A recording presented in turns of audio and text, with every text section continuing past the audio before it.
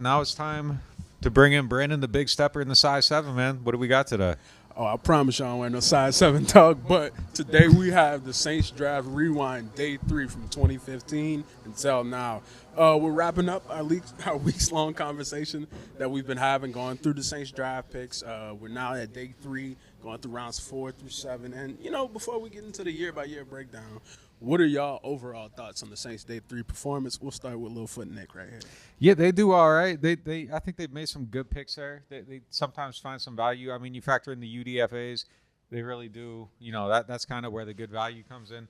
I mean, there's been some major misses too. I mean, I think it's kind of up and down, but I think if you go around the league, it's probably very up and down for a lot of teams. I mean, you got your Rick Leonards in there, but they're offset by you got your CJ Gardner-Johnsons who are great picks. So I think it's kind of evens out, and I'd say they're solid. I think they're a solid at Day 3 team. Unofficially, I'm going to guess that their percentage is probably about right. David Onyemata is probably the best pick. Jordan Howden has a chance to be the best pick. Tyler Davison. There's a few in here we're going to go through. The thing that stands out to me, though, is there's only 26 of them. And just quick math, 9 years, 4 rounds, that would be 36 picks. Plus you throw in the comp picks that teams usually get. I would say on average teams should have about 40 picks in a 9-year span. Saints have had 26. They throw these picks away like they're throwing out the last candy to the trick-or-treaters, and we don't want any of this left in the house at the end of the day.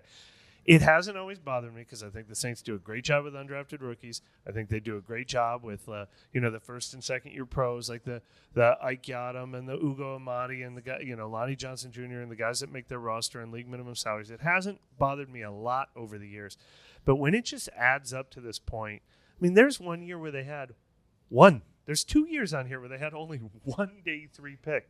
Do you think this has kind of hurt them in their team building? Yeah, I mean. Maybe. I mean, you supplement it with the UDFAs.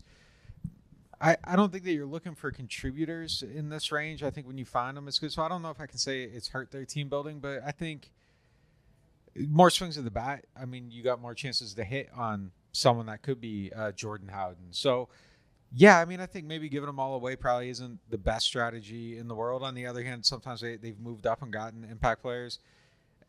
It's tough for me to say. I would have to do like an economic impact study kind of to see like what it's done. And I think how it's but I think a hindsight 2020 thing is we have to say yes now. I mean, the cupboard is so bare for this team, but I think it's hurt them more how they've given away first and second rounders. For sure.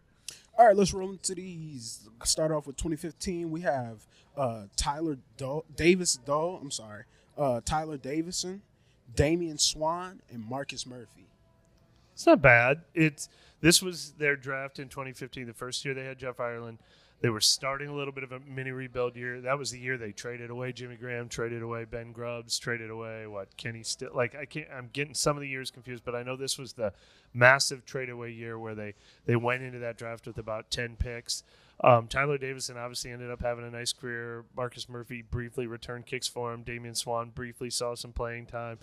It's 3 fifth-rounders and a 7th-rounder. It's not too exciting. I think they traded up a little because they had 3 third-rounders that year too. There's worse years on this list. Yeah, I mean, David Stahl, I think, wasn't a good pick. Davison was a hit. Swan, until he got that concussion, he was actually kind of needed at cornerback and kind of came out of nowhere and gave him, relative to draft position, decent snaps. And then Murphy was solid on special teams. So, I think when you're looking in the 3rd round, getting guys that can contribute a little bit, especially 7th round, 5th round, I think it's typically a good thing. Davison was a really good pick in the 5th round, though. Yeah, we'd like to see them do that this year. Nick's made the point a bunch that you can find that run-stopping nose tackle who's going to give you 20 snaps a game, replacing Malcolm Roach, who was an undrafted rookie, replacing Shai Tuttle, who was an undrafted rookie. Tyler Davison was a 5th-round pick. I think they need to find their next version of that guy this year when they have currently 4 fifth-round picks and 2 sixth-round picks. All right, let's hop to 2016. We have David Onyemata and Daniel Lasco. What you think, big boss? 2 hits. I mean, Onyemata, obviously, I think, massive hit. Finding him and just the way they went about that scouting. And there were other teams that were on him. They beat him out to get him. I mean, I think the whole execution of that was really, really good. And then Lasco, he was good on special teams for a year, and then he got hurt and just kind of never made his way back. But, again, getting anything out of it, round 7 pick, is a hit. I know people sometimes like to look at these and count hits and misses like in the 7th round. Like, it's a tough place to get any type of contribution, and he gave him a little bit. So even if it's just for a year, that's value in the 7th round. Yeah, Onyemata is the best pick on this list. To me, he was a top 10 for you overall in any round since 2015 when you did your ranking 1 through 55 on the website, which I encourage people to check out. And I think he maybe even could have been higher. I mean, if you can do this in the 4th round, even that one year, which we're going to get to, where they traded the entire rest of their – oh, no, we're not going to get to it because it was at the end of 3rd round when they traded their entire day 3 picks to trade for Adam Troutman. That's worth it to me if you get Onyemata. This was a huge hit. Obviously, kind of fizzled a little bit. They let the Falcons take him away in free agency. But while he was here, he was essential to them being probably the best defensive line in the league for a couple of years, best run defense in the league for sure. Yeah, as of right now, Onyemata is definitely the biggest contributor to the team so far. But let's go to 2017 with Al-Quadin Muhammad. Yeah, a miss for them. He went on and contributed a little bit with the Colts after leaving the Saints, but for the Saints, definitely they didn't really get anything out of him. So, and this is an example. I think you could say the coverage being better, but then again, in 17, the team was so loaded that having more picks in the middle rounds, I don't know if they would even have made the team, but you would have liked them probably competing in camp. So, I think to go to your early point, this is an example. You see one name up there, and it's like, damn, that's all they had. Yeah. They did have 3 third-rounders that year, to be fair. They had Alvin Kamara, Alex Anzalone, and Trey Hendrickson in round 3 that year. They had 2 first-rounders, a second-rounder. That was the year that everything they touched turned to gold. Even their afterthought 6th-round pick is still in the league, doing well for Indianapolis. I just looked him up. I remember him being a little smaller. 6'4", 250 is what he's listed at. I want to remember what he came in at when he was here. He was borderline on the verge of the not quite Davis Toll, Caden Ellis, Zach Bond, Haoli Kakaha, but yet another one where he was 250 pounds, so the Saints weren't creative enough to figure out how to use him. You kind of like have to be 260, 270 to in the Saints' history, you had to be 260, 270 to carve out a role here. You really did. Let's jump to 2018. We got some more, kind of memorable names in the recent couple of years. We have Rick Leonard at offensive tackle. We got Latrell Jamerson, safety. We got Cameron Moore at cornerback. Running back Boston Scott, he went on to have a career in Philadelphia, and then Will Clapp, who I think is still with the Chargers. I'm not sure. Still in the league, yeah. Will Clapp, a great pick. The rest misses. I mean, Boston Scott obviously has had a career in Philadelphia. The Saints gave up on him too quick. Jamerson and Moore both misses. Rick Leonard, absolutely on that short list of worst picks of all time for the team, was a defensive end, started playing tackle, came in. Like, it did not work out at all. I was surprised he even got drafted in hindsight, and then just kind of doing some reporting since then. It's a little bit surprising that he even got selected. The argument with this draft class is that the team was so loaded that there really wasn't even room for him on the roster. And I mean, that's kind of true. But still, the list of names, I don't even really think we're super competitive. But they gave up on Boston Scott way too soon. But you can make a case that Will Clapp, if you really want to factor in value, I mean, that's a major hit in round 7. Yeah, Jamerson's the kind of pick that would make a lot of teams. That is an argument for you just don't need a lot of bodies, because he actually played for 3 more teams in the NFL, lasted 3 years playing special teams, and they didn't have room for him. So that is the argument for. You don't need a high volume of picks. Rick Leonard, though, I might argue you had Stephon Anthony last on your list. I might have been banging the drum for Rick Leonard. I mean, that was a 4th round pick that didn't make the team as a rookie. Yeah, that's harsh, man. Yeah. That's harsh. Yeah. Even Garrett Grayson and Ian Book didn't get cut till the next year at a position where you can't play. This is a position where they usually have 10 or 11 on the roster, and they're like, you're not one of our top 10. There's no way to combat that point of view. Like, if someone says that, yeah, absolutely, totally understandable. Yeah. Now let's go to 2019. We got fan favorite C.J. Gardner-Johnson. We got Saquon Hampton, Elise Mack, and then Caden Ellis. Yeah, I mean, 2 hits and 2 huge misses on here. I don't know if Saquon Hampton falls into that Latrell Jamerson boat where he could have, made the team and played some special teams if they had more roster vacancies, but he didn't really go on to do a lot after that. Caden Ellis, obviously, he played his best football in year 4, and then the Falcons signed him to a nice deal. He just made a big play against the Saints this year. C.J. Gardner-Johnson is right there next to David Onyemata as 1 and 2 best picks on this list, though. Well, I should say Jordan Howden. There's a top 3 on this list. Also, shout out to Natrell Jamerson. He was the first player I ever got to come on any version of a podcast. Nice. So shout out to him for that. Yes, CJ, absolutely great pick. Round 4. Obviously, it didn't work out long term. There was issues with the contract, and they were going to cut him. Happened to be able to trade him. So, I mean, that's just kind of how it worked out with that one. But the value of that in round 4 is as good as you can get, even if it didn't make it to the second contract. And then Caden Ellis, obviously, he had the final season of his tenure here, and he made himself a great story and a great value in the 7th round. So, yeah, missing on those guys in the 6th and 7th doesn't really do anything, but two good hits here. And, I mean, it just goes to show the scouting. I think the Saints have really good scouts, and I think it does show up in some of these day 3 picks. I think the 4th round should almost be a category. Not really a category. It should almost be 1st round, 2nd round, 3rd and 4th.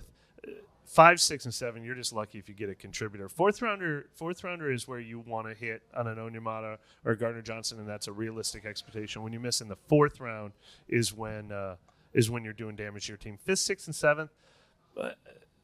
At that stage of the draft, the hits and misses should count for a lot less in your whatever your grading formula. Run is. the clock here for a second. I'm going to pull something up. Keep All talking. All right, well, let's go to the next year, Brandon, in the meantime, and then we'll come back to Let's hit the chosen one in 2020, Tommy Stevens. So what they really did this year and what it needs to be judged on is Adam Troutman.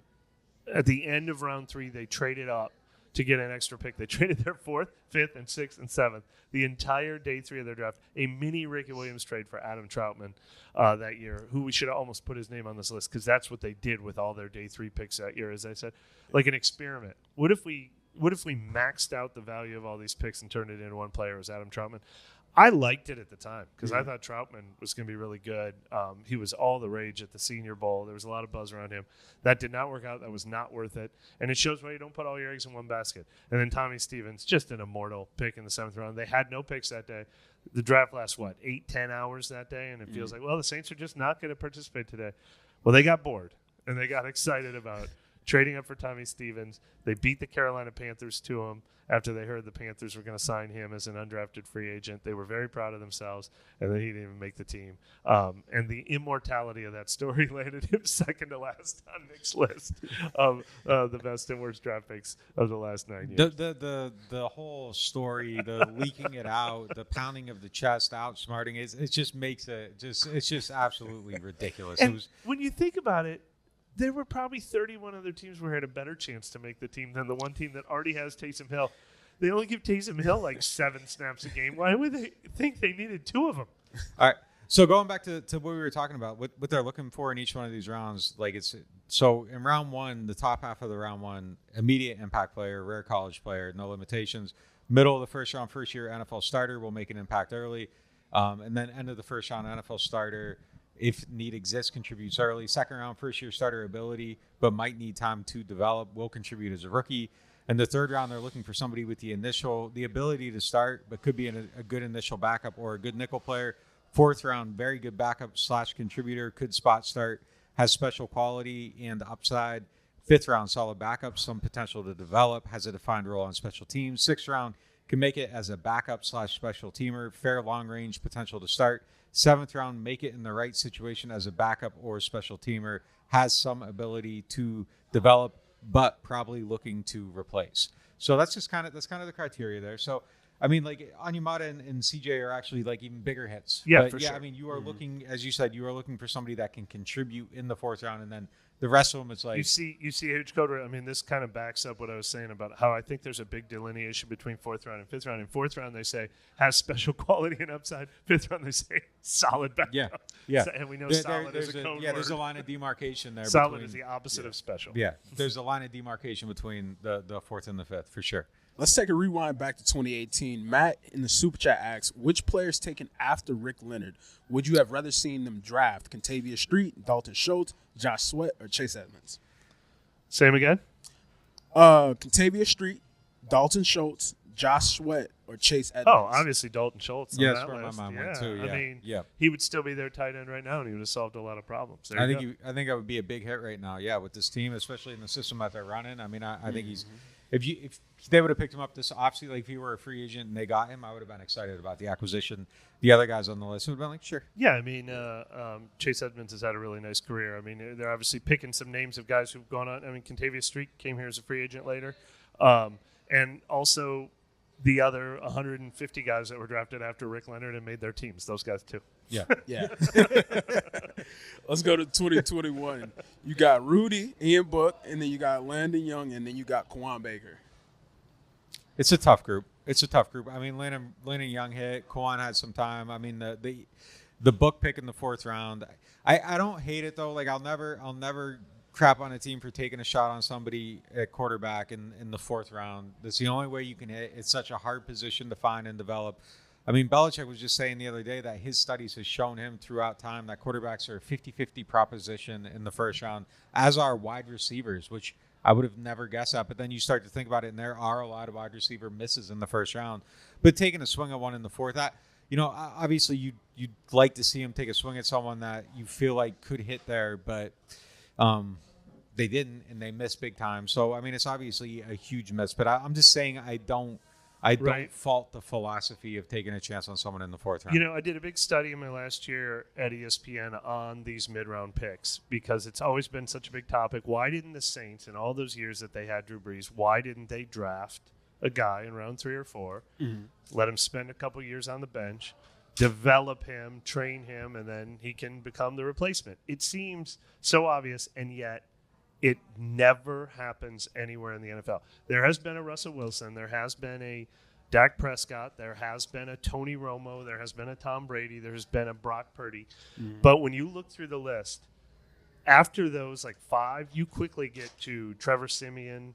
You don't even get to 10 good names. And there are very, very few examples of guys who, sometimes there was just a special guy, and when he got in the door, he won the job, like Dak Prescott and Russell Wilson.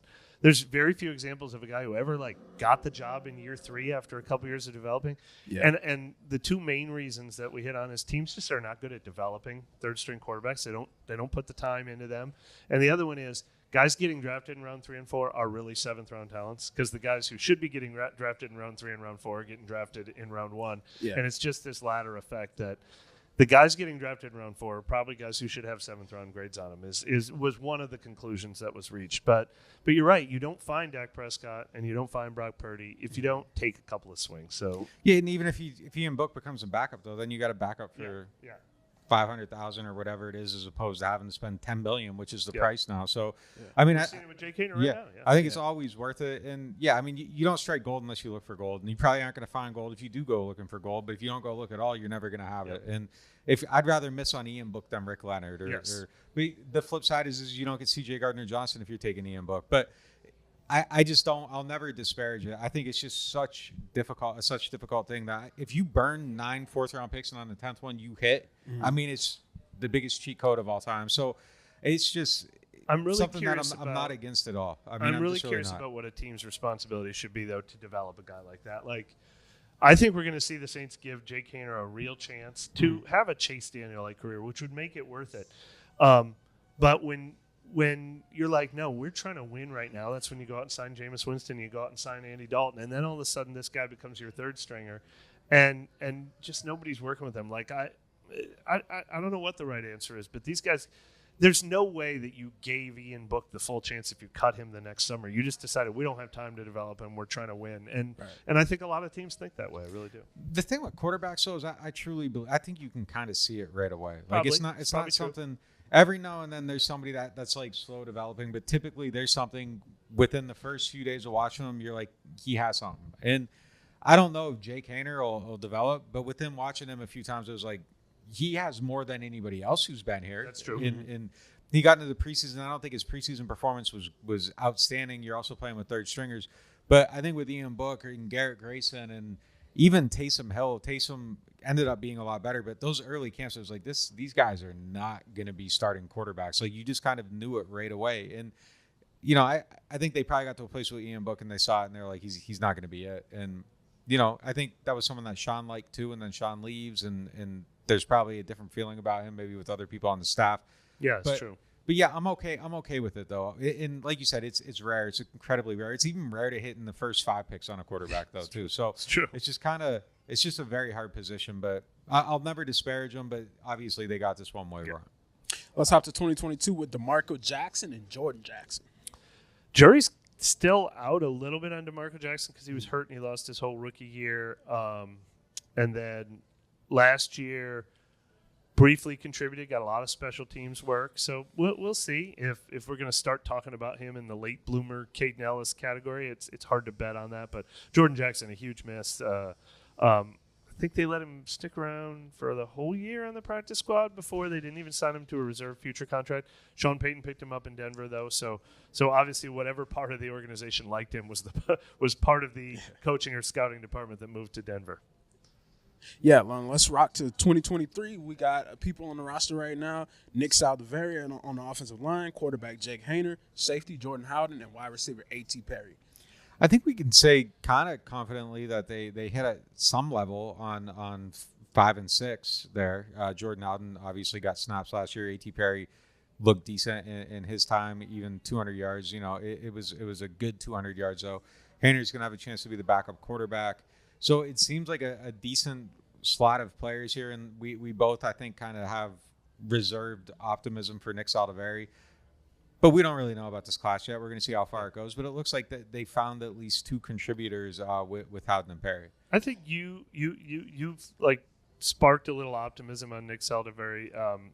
I'm a little more pessimistic on him because I can't believe that he didn't show them enough to get some sort of opportunity last year before he got hurt because the need was so great. But the opportunity is absolutely going to be there for all these guys. I mean, Saldiveri and Hayner are going to have opportunities that we haven't seen young guys get in a long time around here. So if they end up with 4 hits here, this is going to be the best of this whole group that we looked at.